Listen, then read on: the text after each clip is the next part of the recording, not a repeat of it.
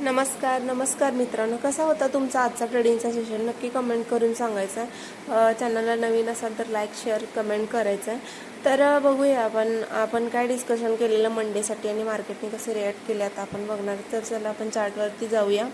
जसं की आपण डिस्कशन केलेलं मार्केट मला निगेटिव्ह वाटते आणि मार्केट कशाच पद्धतीने बिहेवियर केलं ही जी काही ट्रेंड लाईन आहे आपण डिस्कशन केलेलं मागच्या व्हिडिओमध्ये। मार्केट याचा रिस्पेक्ट करत आहे आणि मार्केटने ते इथूनच काय दिले, पुलबॅक दिलेला आहे ना। आज गॅप अप ओपनिंग होऊन काय केले इथे, इथून काय केलं मार्केटनी खालच्या साईडला ब्रेकआउट दिला, रिटेस्ट केला आणि मग वरती गेला। तर बघायला गेला तर आपण डिस्कशन केलेलं 23,400चं टार्गेट पहिला, तर आपल्याला बघायला गेलं तर 140 पॉईंटचं टार्गेट फर्स्ट आपल्याला भेटलेलं आहे। सेकंड आपण 23,200चं टार्गेट आपण डिस्कशन केलेलं। तर आत्ता काय असणार आहे, हे मोठ्या टाईम फ्रेमवरती आपण उद्याच्या ट्रेडिंगच्या सेशनमध्ये बघणार आहे। तर मला अजूनही मार्केट डाऊनच वाटते। मार्केट मला जोपर्यंत 23,300पर्यंत येईल मला असं वाटतंय मार्केट उद्याच्या ट्रेडिंगच्या सेशनमध्ये। मला वाटतंय इथे मार्केट 23,200पर्यंत येईल आणि मग इथून एक पुलबॅक देऊ शकतो। उद्यासाठी काय असणार आहे, आजचा इंट्राडे लो जर खालच्या साईडला ब्रेक केला 23,400 जी काही लेवल आहे ही खालच्या साईडला ब्रेक केली तर मार्केट 23,200 येऊ शकतं।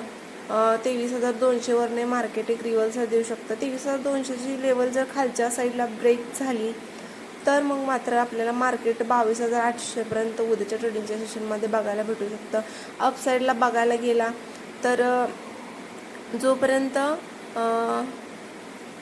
ही जी काही ट्रेंड लाईन बघा इकडून येते 5 मिनिटं टाईम फ्रेमवरती आपण शिफ्ट होऊया। हे बघा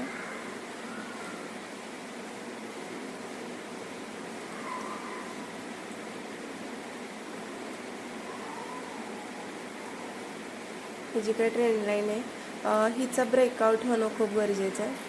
वरच्या साईडला इथे काहीतरी बुलिश प्रायजेक्शन एखादी बनवली तर आपण इथे ट्रेंड लाईनवरती बाय करू शकतो, पण टार्गेट आपल्याला छोटंच भेटू शकतं 23,600 किंवा 700पर्यंत किंवा 800पर्यंत। इथून मार्केट परत डाऊनला येऊ शकतं। मार्केटचा मेजर ट्रेंड हा निगेटिव्ह आहे। पॉझिटिव्ह साईडला जर बघायला गेला तर जोपर्यंत 23,800ची जी काही लेवल आहे ते वरच्या साईडला ब्रेक होणार नाही तोपर्यंत मार्केट काही पॉझिटिव्ह राहणार नाही। जर 200चा मुव्हिंग ॲव्हरेज बघितला तर हा पण आपल्याला डाऊनलाच दिसतोय। आणि बँक निफ्टी काय असणार आहे, बँक निफ्टी पण आपण बघणार आहे।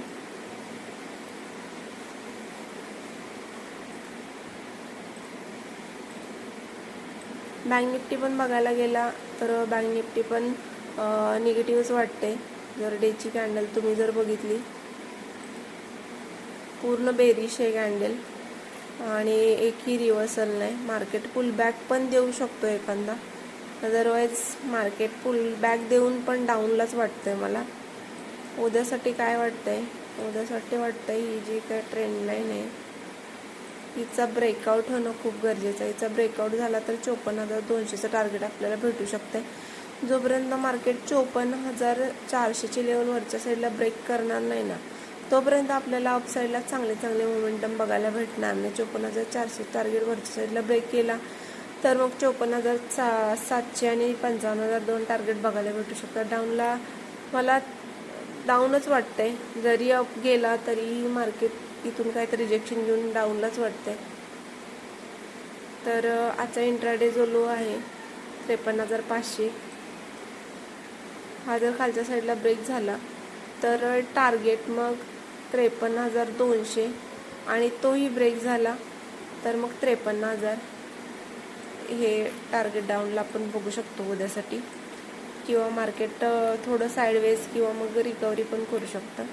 तर बघू कशी प्रायजेक्शन चार्टवर उद्या बनते, कशा काय प्रायजेक्शन बनतात ते बघून आपण ट्रेड करणार आहे। तर कशी वाटली माझी अनालिसिस नक्की कमेंट करून सांगायचं। चॅनलला नवीन असाल तर लाईक शेअर सबस्क्राईब करायचं। थँक्यू।